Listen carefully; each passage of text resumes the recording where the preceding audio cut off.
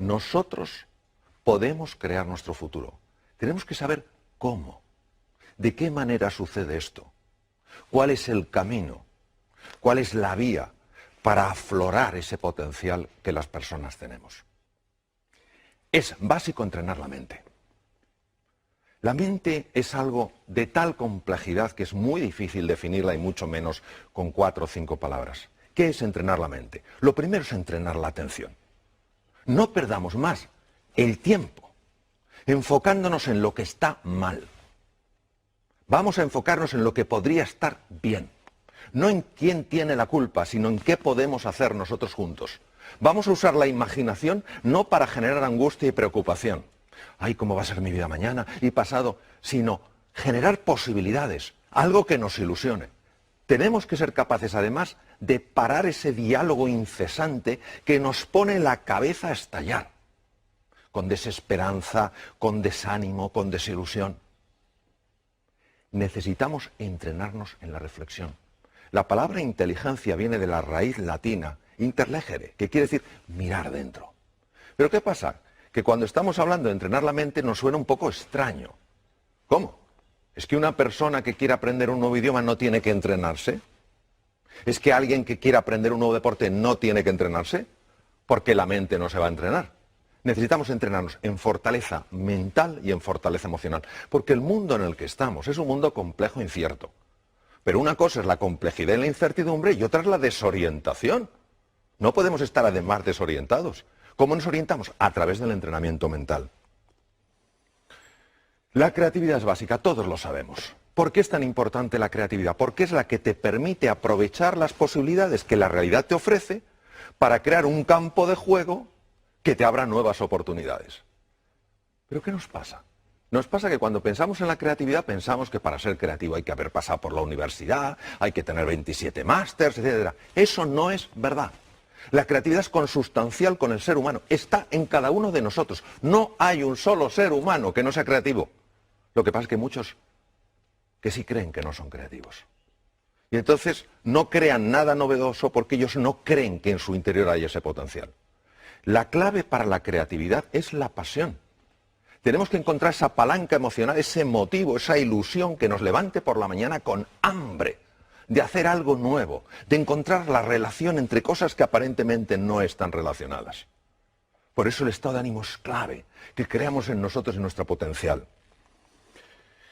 Hay que buscar los recursos emocionales. A ver, si somos honestos con nosotros mismos y empezamos a pensar con calado y con hondura, ¿por qué no hemos conseguido ciertas cosas en la vida? Nos daremos cuenta que la mayor parte de las veces no ha sido por falta de conocimientos o falta de erudición, sino porque nos ha faltado pasión, o nos ha faltado compromiso, o nos ha faltado determinación, o nos ha faltado autoconfianza. ¿Qué es buscar esos recursos emocionales? Es en ese abanico de colores irte a tu pasado y decir, vamos a ver, ¿cuándo en mi vida he tenido realmente coraje? Y seguro que encuentras un momento en tu vida en el que hayas sido valiente y audaz. Tienes que traerlo ahora, tienes que recordar quién eres, porque se nos olvida la grandeza que hay en nuestro interior. Inventar el futuro. La forma en la que creamos nuevas realidades es absurda. Consultamos al pasado y le decimos, pasado, yo he podido hacer esto, y el pasado dice, no. Pues entonces no podré. ¿Pero qué es eso? ¿Pero qué es eso? ¿Cómo va el pasado a determinar nuestro futuro? Es al revés, ¿cómo hay que hacerlo? Hay que crear esa idea que nos apasione, que nos ilusione, que tire de nosotros y a partir del futuro empezar a construir hacia el presente. Para llegar allí, ¿qué tengo que hacer primero? Pues tengo que hacer esto. Y para hacer esto, ¿qué tengo que hacer? Esto, pum, pum, pum. Es que es radicalmente distinto, pero lo hacemos al revés. ¿Vamos del pasado al futuro? No, señor. El pasado no tiene por qué predecir tu futuro. Para nada. Está muy bien que te informe, por supuesto, pero que no te determine. Emociones aflictivas. ¿Qué es una emoción aflictiva? Una emoción aflictiva es aquella que no te da nada valioso. Por ejemplo, si yo me encuentro con un tigre, es lógico que sienta miedo, y es muy bueno que sienta miedo porque eso me da opciones de supervivencia. Pero si yo estoy en este estudio contigo, en un entorno agradable y acogedor, y tengo miedo, eso me paraliza, no me da nada. Estamos paralizados por la desesperanza, por la ira, por el miedo. No tiene ningún sentido. Es fundamental que empecemos a comprender un poco mejor cómo gestionar estas emociones aflictivas. Y para eso hay que entender que hay tres estructuras que, si me permites, las voy a enseñar. Una de ellas es la amígdala, viene del griego almendra, está situada aquí en los polos anteriores del lóbulo temporal. Otra es el hipotálamo, que está aquí, y otra es lo que se llama la sustancia gris periacueductal, que está justo aquí, alrededor del acueducto de Silvio. ¿Por qué es importante conocer estas emociones aflictivas? Porque nosotros tenemos sobre todo tres grandes lastres que nos dificultan llegar a ese futuro ilusionante. Primero, la ignorancia. Si yo no soy consciente de mi talento y mi potencial, ¿cómo me voy a atrever? Número dos, la pereza. ¡Ay, la pereza! ¿Cuántas veces el camino correcto no es el camino fácil? Pero el tercero es el miedo, una de las emociones aflictivas más potentes. Entonces, ¿qué podemos hacer para gestionar el miedo? Yo, de todas las cosas que he visto en mi larga trayectoria como cirujano y en muchos temas en los que he estado metido, al final me doy cuenta de una cosa. El miedo, cuando te engancha, hay que gestionarlo por vía física, utilizando técnicas físicas. Técnicas respiratorias, gestionando el diafragma porque es el que te cambia la química hormonal, cambiando el foco de tu atención, utilizando colores. ¿Por qué colores? Pues no lo sabemos. Esto lo descubrieron científicos orientales hace miles de años. Los colores tienen un impacto tremendo en el hemisferio derecho del cerebro, que es el que gestiona estas cosas. Nosotros sabemos que al imaginar un color azul llevado a ciertas partes del cuerpo, sabemos que automáticamente empieza a cambiar esa emoción aflictiva. ¿Por qué? Bueno, porque cambia la química, las imágenes generan emociones, las emociones están asociadas a procesos químicos. Entonces, es fundamental que sepamos que el miedo se puede gestionar, por lo menos, para que no nos paralice cuando es una emoción aflictiva. Bueno, luego hay una cosa que es que creo que la tenemos que recuperar. Nos hemos pensado que los éxitos suceden solos. Se ha perdido la cultura del esfuerzo, la cultura del trabajo. A ver, yo a veces me quedo impresionado cuando dicen, aprenda usted inglés en 3 meses, mientras duerme y por supuesto sin esfuerzo. Pero ¿cómo se va a creer uno eso? Pero nos gusta tanto la fórmula, la receta mágica, lo quiero, es mío. Pues no funciona. Probablemente el inventor más prolífico que existió nunca, Thomas Alva Edison, dijo, el genio es 1% inspiración y 99% trabajo, transpiración, sudar. Entonces, ¿qué quiere decir? Esto es como una goma. Hay que dejar que se tense. Es el momento en que nos cuesta las cosas y tenemos que seguir. No tiremos la toalla. Cuando aguantamos la tensión y estamos incómodos, y es normal que estemos incómodos, el cerebro automáticamente tiene que resolver ese dolor. Porque su misión es evitar el dolor. ¿Cómo lo resuelve? Abre la ventana de la inteligencia y la creatividad. Y por eso todos sabemos que cuando hemos aguantado de verdad, de repente, no sabemos cómo, hemos encontrado una ventana, un espacio. Anda, ¿cómo no lo había visto antes? Porque hay que esforzarse buscando y trabajando. Por eso la determinación, la persistencia, la paciencia son valores tan grandes. Entonces ahora no podemos decir, no, esto sucede solo. No es verdad. No es verdad. El ser humano necesita esforzarse por aquello que vale la pena en su vida. ¿La V de qué? De valores. A ver, creo, desde mi pequeña perspectiva, que necesitamos urgentemente recuperar los valores. Valores que no dependen de un credo, que no dependen de una cultura, que no dependen de una forma de pensar. Están implícitos en la naturaleza humana. ¿Qué es un valor? Un valor es todo aquello que a mí, como ser humano, me perfecciona. Si la generosidad me perfecciona, eso es un valor. Si el coraje, la audacia me perfecciona, eso es un valor. Los valores son los que nos dan guía, referencia. En un mundo marcado por la complejidad y la incertidumbre, ya lo he comentado antes, ¿qué es lo que nos da la orientación? ¿Cuál va a ser nuestro faro? Esos valores. Ojo con la sensación de impotencia. Jaume, yo la veo continuamente. No sé cuántos, no sé qué. Una cosa es el diagnóstico, y en medicina esto lo sabemos bien. A nosotros nos interesa hacer un diagnóstico correcto. A ver, si yo tengo una enfermedad seria y voy al médico, el médico me dice, no se preocupe, es un catarrillo. Yo digo, es que médico más simpático, pero no me ha ayudado a nada. Yo prefiero que me diga, mire, tiene usted una neumonía, es un diagnóstico más duro que un catarro, pero porque hacemos el diagnóstico correcto le podemos curar. Bien, el diagnóstico actual es un diagnóstico serio. La situación actual del mundo es seria y es compleja. No lo podemos negar, no podemos ser como la avestruz, aunque eso no lo hacen las avestruces, lo de hacer un agujero. No hay una avestruz así de tonta en toda África, vamos, que meta la cabeza bajo tierra, ni de broma. Pero claro, de acuerdo, tenemos un diagnóstico. Luego hay un pronóstico. ¿Qué es el pronóstico? El pronóstico es lo que los expertos dicen sobre eso. El médico te puede decir como experto, tienes una neumonía, con el antibiótico adecuado, los antibióticos adecuados, pues en una semana usted se cura. Eso es el pronóstico. Y otra cosa es el veredicto. El veredicto no lo puede dar nadie. ¿Por qué?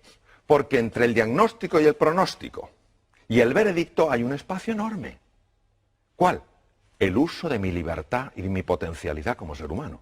Todavía me acuerdo de una persona en el Memorial de Nueva York, uno de los mejores hospitales del mundo, unos 2 mejores, tenía un carcinoma pulmonar en variedad muy severa y muy avanzada. Le dijeron, tiene usted 3 meses de vida.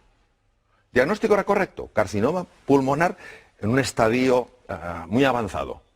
Pronóstico, desde el punto de vista estadístico, usted tiene 3 meses de vida, pero se lo dijeron como un veredicto, usted tiene 3 meses de vida. Y este señor dijo, lo siento, compro su diagnóstico, compro su pronóstico, pero no su veredicto.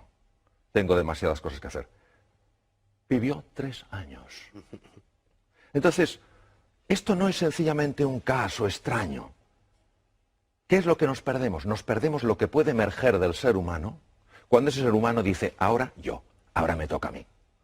Esta es la historia de Sísifo, condenado por Zeus, un dios más bien poco piadoso, a subir una piedra. Y cuando la había llevado a lo alto de la colina, la propia piedra bajaba y él volvía a hacerlo. Esto lo estoy viendo continuamente, la sensación de desesperanza. Haga lo que haga, para nada sirve. ¡Claro que sirve! ¿Cómo no va a servir?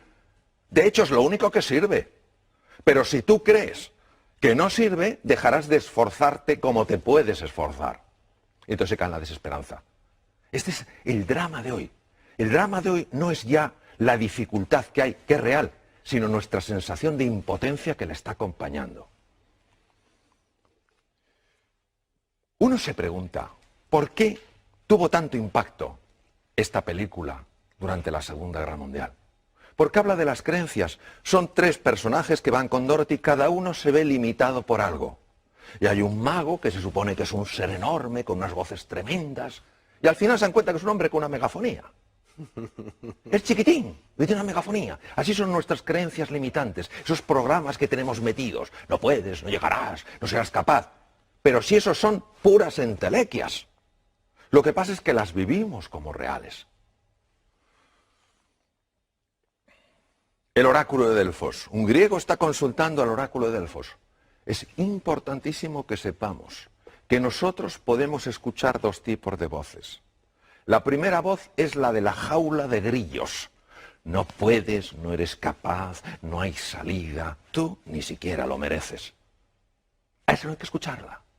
Y hay otra que es el maestro interior, que te dice confía en ti, cree en ti. ¿Cómo notas que te habla uno u otro? Es muy fácil notarlo. Cuando te habla el maestro interior, notas paz y serenidad. Cuando te habla la otra persona, la otra voz, lo que notas es crispación, tensión y desánimo. Es fundamental que prestemos atención a la voz que nos ayuda, no a la que nos anula.